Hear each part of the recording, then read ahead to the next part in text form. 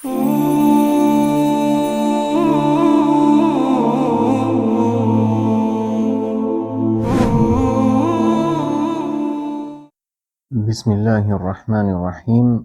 Alhamdulillahi rabbil alamin. Wassalatu wassalam ala rasulillah wa ala alihi wa ashabihi ajma'in. Të nderuar vëllezër, motra dhe miq, ju përshëndes të gjithëve me përshëndetjen islame. Assalamu alaikum wa rahmatullahi wa barakatuh. Paqja qoftë mbi ju dhe mëshira e Allahut dhe bekimet e tij. Jemi në vazhdim të serisë së videove shpjeguese të bazave më kryesore të secilës prej lëndëve më kryesore që trajtojnë fe islame dhe jemi sot inshallah në lëndën e edukatës, e cila mund të konsiderohet sipas disa dietarëve si një pjesë e lëndës së fikhut, duke qenë se ka të bëjë me shumë gjëra që janë praktike, por mund të konsiderohet po ashtu si një lëndë më vete për arsye se trajton disa aspekte të veçanta të kësaj dukurie ose çështje. Pika parë për sot thot: edukata është një degë e gjerë e fikhut, pra siç e përmendëm. Pika 2, ajo trajton normat që zbukurojnë sjelljen. Pra ajo nuk merret me të gjitha llojet e veprave, qofshin të detyrueshme apo të pëlqyeshme apo të ndaluara apo të papëlqyeshme apo të lejuara, por se merret vetëm me ato gjëra që kanë të bëjnë me zbukurimin e sjelljes së personit. Ato gjëra të cilat e bëjnë sjelljen e tij më të pëlqyeshme, më të pranueshme, më tërheqëse, pra e përforcojnë në një kuptim pozitiv.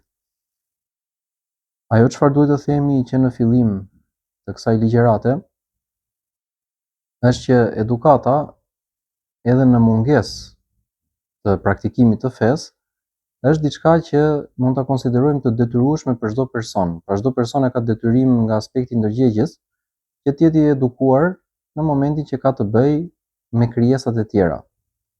Dhe unë po e përgjithsoj me krijesat, duke qenë se në Islam duhet që ne të kemi edukat të mirë jo vetëm me njerëzit, por edhe me kafshët po ashtu. Po ashtu edhe në raport me sendet, në mënyrën se si e mbajmë vendin ku qëndrojmë, ku punojmë, ku jetojmë, ku kryejmë veprimtari të ndryshme. Pra në çfarëdo lloj aspekti duhet që edukata jonë të jetë sa më e mirë të jetë e mundshme. Dhe kjo vërtetohet edhe logjikisht përveç se fetarisht. Kështu që edhe sikur të mos jetë një person praktikues i një feje, ai duhet të jetë gjithsesi i edukuar. Dhe nëse s'është, kjo është problem. Por nëse është praktikues i një feje, sidomos fesë islame mbi të gjitha, dhe ka probleme ose çalon tek aspekti i edukatës, atëherë themi që ky është një problem jashtëzakonisht serioz dhe jashtëzakonisht urgjent për t'u kuruar. Pra nuk mund të tolerohet që muslimani të çalojë te kjo gjë. Ndoshta mund të mos jetë shumë i devotshëm në aspektin e adhurimeve, për shembull, mund të mos jetë shumë i aftë ose shumë i përkushtuar ndaj faljeve vullnetare apo agjërimeve vullnetare apo diçka tjetër të kësaj natyre. Këtë edhe mund ta tolerojmë disi, por se të mos jetë i edukuar, të çalojë te kjo gjë, ky është një problem jashtëzakonisht serioz. Dhe zakonisht edukata merret në familje, në radhë të parë. Po ashtu një pjesë e saj mund të thuhet që merret edhe në shkollë apo në institucionet përgjegjëse për pjesën e edukimit, në çfarëdo lloj shteti që të jetojë personi. Pra në qoftë se nuk ekziston një proces edukimi i popullsisë nga secili prej shteteve të botës, themi që ai shtet kot që i ka të gjitha gjërat e tjera nëse s'ka edukimin. Edukimi është tek gjërat më bazike. Dhe po ashtu edhe shoqëria në përgjithësi nëpërmjet presionit social ushtron një pjesë të kësaj veprimtarie edukuese tek individi. Pra një person mund ta marrë një element të mirë ose të ruhet nga një element i keq që në familje, nëse jo aty që në shkollë, nëse jo aty nëpërmjet shoqërisë, por jemi të vetëdijshëm, sidomos në kohët që jetojmë dhe në vendin që jetojmë, që mund të ndodhi edhe e kundërta. Mundet që personi në familje të marrë një edukat jo të mirë ose të neglizhohet fare pjesa e edukimit. Pra mund të mos merren fare prindit, mos kenë durim që të merren me edukimin e fëmijës, thjesht e lënë në mënyrë të pavarur që ai çat mësoj vetë mësoj, çat mos mësoj, por mundet që vetë prindi ta edukoj për keq duke menduar që kështu është e mira se si prindi duhet veproj. Po ashtu mund të ndodhi që sistemi arsimor të jetë i tillë që të mos japi efektin e duhur në çështjen e edukimit, të paktën në etik, në moral, në sjellje. Ndonse mund të japi informacione dhe dije me shumicë. Mirë po, edukata është më me përparësi në krahasim me dijen edhe njohuritë shkencore apo çfarëdo lloji qofshin. Por mund të japi edhe efektin e kundërt, të mësoj fëmia gjëra që s'duhet, pikërisht nëpërmjet sistemit. Po ashtu mundet që shoqëria të ushtrojë një presion social për keq në vend që ta ushtrojë për mirë. Pra nëse një dukuri e keqe apo disa dukuri të këqija janë përhapur deri në një masë të madhe në shoqëri, atëherë fillon të ushtrojë presion shoqëria tek një individ që nuk është pre e asaj së keqe. Për shembull, bie llafi, nëse shumica dërmuese e nxënësve të një klase pin drogë dhe ka 1 apo 2 persona që nuk e kanë provuar ndonjëherë dhe nuk kanë ndërmend ta provojnë, atëherë pjesa tjetër ushtron presion social tek ata që dhe këta të pinë drogë, ndorse droga është fenomen negativ me dakordsinë e pothuajse të gjithëve. Po themi shumicës, nëse jo të gjithëve, se mund të ketë ndonjë që ka mendim ndryshe. Pra sado e qartë që të jetë një çështje në jetën e përditshme, mund të ketë gjithmonë persona që mund të kenë mendim ndryshe. Kështu që në këtë aspekt themi që e përgjithshmja kështu është, që duhet që edukatën njeriu ta marrë që në familje, po ashtu duhet ta marrë që në shkollë, po ashtu duhet ta marrë edhe nëpërmjet shoqërisë. Madje mundësisht këto të treja duhet të bashkëveprojnë së bashku për të dhënë një produkt sa më të mirë. Por mund të ndodhi, ashtu siç ne e shikojmë edhe vetë, gjë që mund ta imagjinonte njerëzimi dikur një herë një kohë, mund të ndodhi që të gjitha këto të bashkëveprojnë me njëra tjetrën dhe për keq. Pra ka raste që ndodh edhe kështu. Atëherë, në këtë rast ne themi që feja është më e forta në këtë aspekt për rregullimin e këtij problemi. Nuk ka asnjë gjë që mund ta ndreqë këtë problem dhe as problemet e tjera që kanë të bëjnë me veprat e personit, më mirë nga ç'mund t'i ndreqë ato feja. Mirë po, ne shikojmë që ka dhe raste që personi mund të praktikojë fe dhe mund të ketë sërish çalime në këto gjëra. Pra mund të ketë probleme në çështjet e edukatës, ose edhe në gjëra të tjera të cilat feja ndoshta i ndalon. Atëherë themi që feja e rregullon njeriu dhe e përsos sjelljen e tij dhe edukatën e tij, por e rregullon atëherë kur personi e merr me seriozitet fen. Atëherë kur hyn në fe dhe përpiqet që ta përmirësojë vetveten. Atëherë kur e lejon fen që ajo ta rregullojë atë. Dhe jo atëherë kur hyn në fe por nuk e merr fen me seriozitet. Zbaton 2 gjëra dhe lë 20 gjëra të tjera pa zbatuar. Pra feja duhet të zbatohet në maksimumin e mundësive tona dhe duhet të merret me seriozitetin maksimal. Dhe nëse merret në këtë formë, mundet që njeriu të kalojë në një ndryshim 180 gradë. Mund të ketë qenë më i keqi përpara pranimit të Islamit, mund të ketë qenë pjesë e botës së errët, mund të ketë bërë lloj-lloj të këqijash dhe mundet që më pas të ndryshojë plotësisht, të bëhet njeriu më i mirë. Kuptohet që për ta realizuar një gjë të tillë duhet një vullnet i jashtëzakonshëm nga ana e personit, porse feja e mundëson atëherë kur e merr me seriozitet. Dhe detajet e kësaj studiohen tek kjo lëndë, mënyra se si ndryshon personi dhe përmirësohet dhe bëhet si dita me natën në raport me kohën përpara se të ishte praktikues i fesë. Pika numër 3. Sjellja jon duhet të jetë e shkëlqyer kundrejt Allahut, kundrejt krijesave, kundrejt vetvetes. Pra këto janë ato 3 aspekte që ne kemi përmendur dhe te lënda e fikut. Kemi thënë që fiku trajton gjërat që kanë të bëjnë me këto të treja, edhe edukata po ashtu, duke qenë pjesë e kësaj lënde, zbukuron këto të treja. Më pas, pika numër 4. Ajo na urdhëron të kujdesemi për çështjet e zemrës, si frika prej Allahut, shpresa tek ai, dashuria për të, turpi prej tij, malli për të, sinqeriteti ndaj tij, modestia kundrejt tij e tjerë.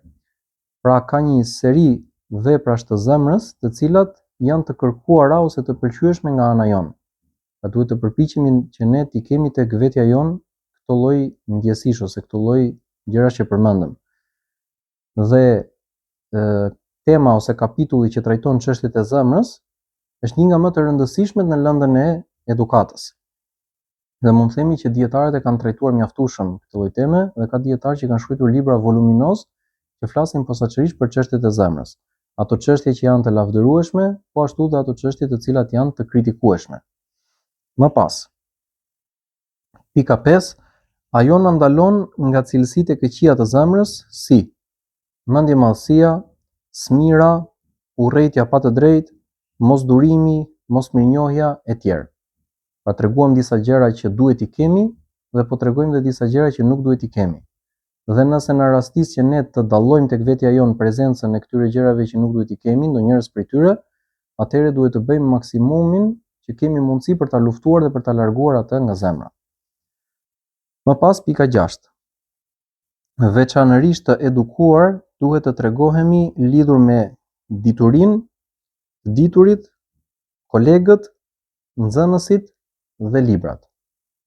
Ne kemi përmendur edhe më herët që gjërat që kanë të bëjnë me dijen meritojnë një respekt të veçantë dhe gjitha këto që përmendëm te kjo pikë janë të tilla që kanë të bëjnë me dijen. Në fillim treguam që dija në përgjithësi do respekt. Më pas i morëm me radhë shkallët të ndryshme të hierarkisë të dijes ose të mësimit. Pa të procesit mësimor po flasim. Të diturit janë ata që janë mbi ne në dituri. Kuptohet që duhet i respektojmë. Kolegët janë ata të cilët i konsiderojmë pak a shumë në një nivel me ne, që mund të jenë të parafërt me ne në dije.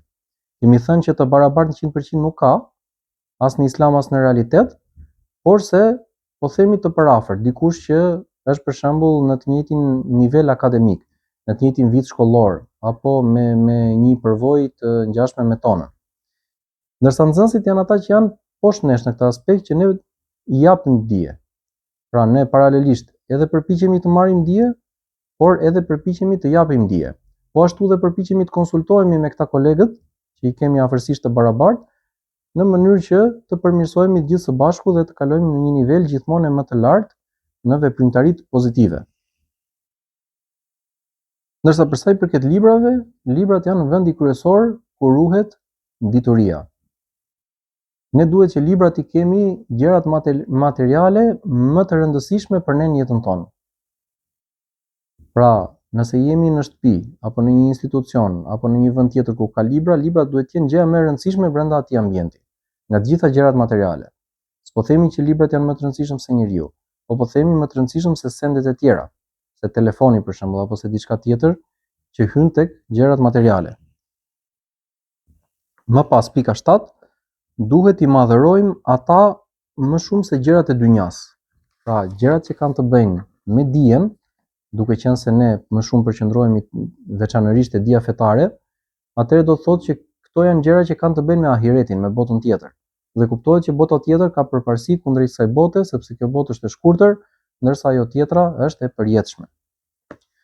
Më pas pika 8, duhet të duam për të tjerët atë që duam për vete.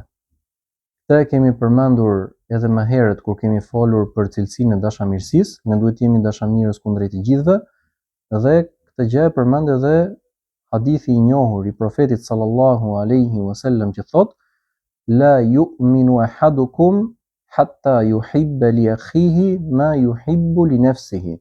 Nuk beson askush prej jush derisa të dojë për vëllain e tij atë që do për veten e tij.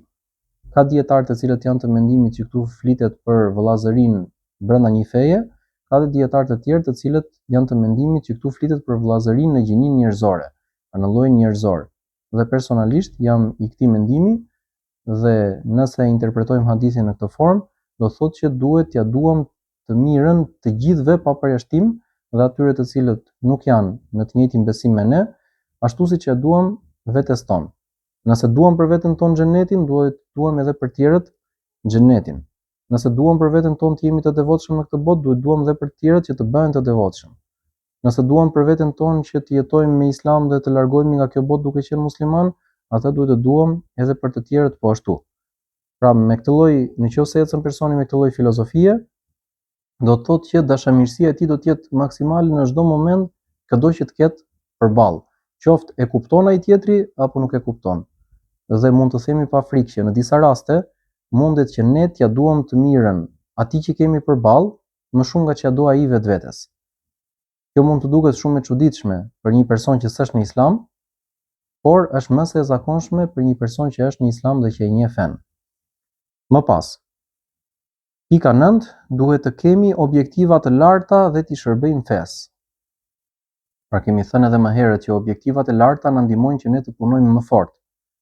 Dhe në aspektin e jetës së kësaj bote, objektivat e larta janë që ne të bëhemi sa më të devotshëm dhe të bëjmë maksimumin e veprave të mira që mundemi me cilësinë maksimale që mundemi, ndërsa në botën tjetër shpërbimi maksimal që mund të arrihet është që ne të arrijmë gradën e xhennetit Firdeus, që është grada më e lartë që Allahu ka krijuar në xhennet, dhe të shikojmë atje Allahun çdo mëngjes dhe çdo mbrëmje.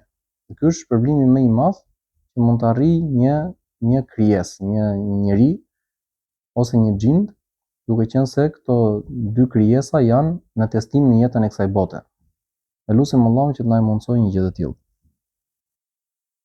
Dhe pjesa e fjalisë që thotë ti shërbejmë fesë, përderisa feja e rregullon gjithë jetën njerëzore, në rast se ajo mësohet dhe zbatohet me përpikmëri, do thotë që sa më shumë ti shërbesh fesë, aq më shumë i ke shërbyer edhe njerëzimit, aq më shumë e ke përmirësuar botën.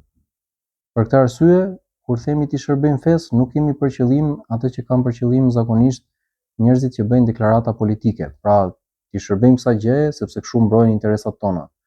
Kjo s'është për qëllim kjo gjë fare, edhe pse të mbrosh interesat e një populli nuk është gjë e keqe. Por po flasim interesat e të gjithëve, sepse fen Allahu e ka zbritur për gjithë njerëzimin. Më pas, pika 10, duhet të përpiqemi për një botë ideale. Kuptohet që një botë ideale nuk do ta arrijmë ndonjëherë, sepse dynjaja është thjesht një testim, ideali është vetëm xheneti, por se ideja është që ne ta kemi një ide se si duhet jetë bota dhe të përpiqemi për të ecur në atë drejtim që ajo duhet jetë, pavarësisht që sa përqind rezultat ne do arrijmë në jetën e kësaj bote. Rezultati nuk është në dorën tonë dhe nuk është e rëndësishme a e arrijmë apo nuk e arrijmë, për ne është e rëndësishme të përpiqemi sepse përpjekja është në dorën tonë dhe mbi bazën e saj vlerësohemi në ditën e gjykimit kur dalim përpara Allahut. Ndërkohë ashtu siç ka një botë ideale, ka dhe një botë të kundërt me botën ideale. Pra mund të themi bota më e mirë dhe bota më e keqe.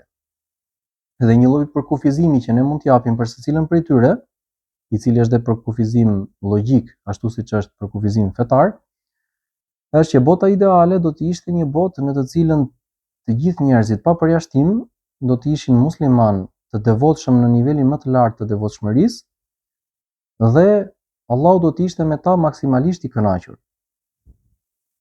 Ndërsa bota më e keqe mundshme do të ishte një botë në të cilën njerëzit do të ishin gjunafqar në maksimum dhe do ta mohonin Zotin maksimalisht, për shembull do të ishin gjithë adhurues të shejtanit, dhe shejtani do të ishte i kënaqur me ta maksimalisht. Pra në njërin rast të gjitha krijesat të bëjnë maksimumin e veprave të mira që munden, në rastin tjetër të gjitha krijesat të bëjnë maksimumin e veprave të këqija që munden. Pra bota që do Allahu dhe bota që do shejtani. Kuptohet që ne duhet të përpiqemi për të parën dhe për pengimin e së dytës. Ndërkohë që në ditët tona ka njerëz që haptazi po përpiqen me të gjitha mënyrat për të realizuar të dytën dhe për të penguar të parën. Pra kemi dy projekte që bien ndesh me njëri tjetrin. Dhe ne lutem Allahun na bëj të punojmë vazhdimisht për projektin e duhur. Atëherë në këtë mënyrë themi që ne duhet të ecim në jetën e kësaj bote sipas udhëzimeve të fesë islame dhe më pas e di Allahu se sa rezultat do të na japi. Më pas pika 11, duhet të ecim me program vazhdimisht.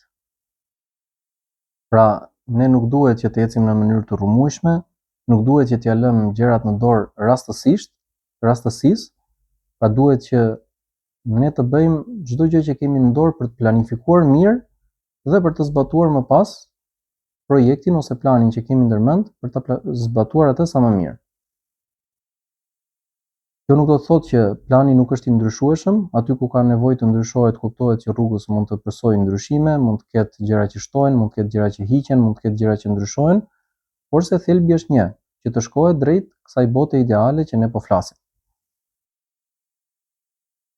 Kemi përmendur edhe shprehjen e famshme, të cilën feja e konfirmon, ndonse nuk është as ajet Kurani as hadith profetik as fjalë dietarësh, shprehjen që thotë kush dështon së planifikuari, planifikon të dështojë.